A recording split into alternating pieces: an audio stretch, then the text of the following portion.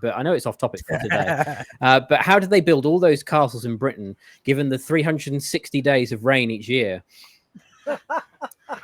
It's a valid question. It is a valid question, and interestingly enough, there is actually a valid answer. If you want to know the answer, you need to buy our documentary Fire and Ice, which deals all about climate change. Steve's laughing. There's always an opportunity to promote something. Now, there is a serious point to this. You see, what you'll find is there was actually a period known as the medieval warm period, and it lasted from sort of the beginning of the Anglo-Saxons, end of the Vikings, right, and it ran through the sort of the Norman conquest, right, 1066, when you have the Normans coming over and they first started really building castles. Before that, they had sort of mini forts.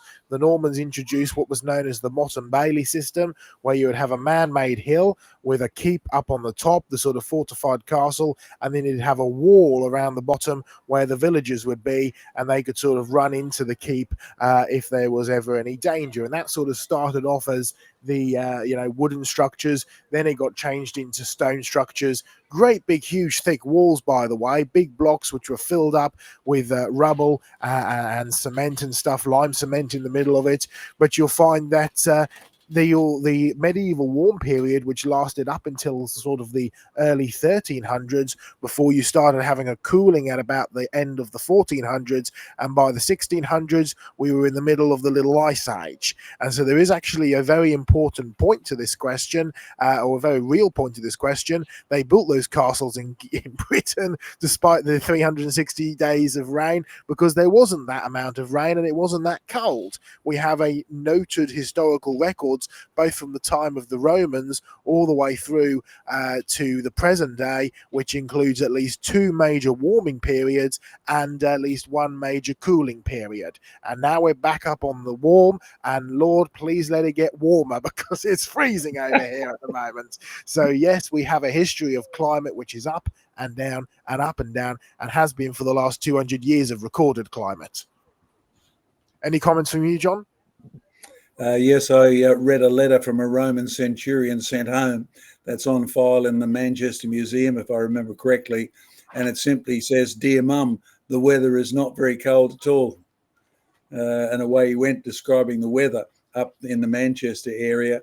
And I always used to wonder how the Romans would invade Scotland in those short metal dresses if it was cold, and it never was.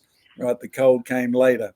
So yes, we got plenty of data on England as warm, then later much cool. And you'll find that the Roman general Aurigula, who went into part of the invasion and tried several failed attempts at the invasion in Scotland, and ended up founding what was known as Vindolanda, which was a major fort on the Scottish borders. He described the Scottish weather as being, yes, wretched with its frequent rains, but there is not cold. Crops will grow well here.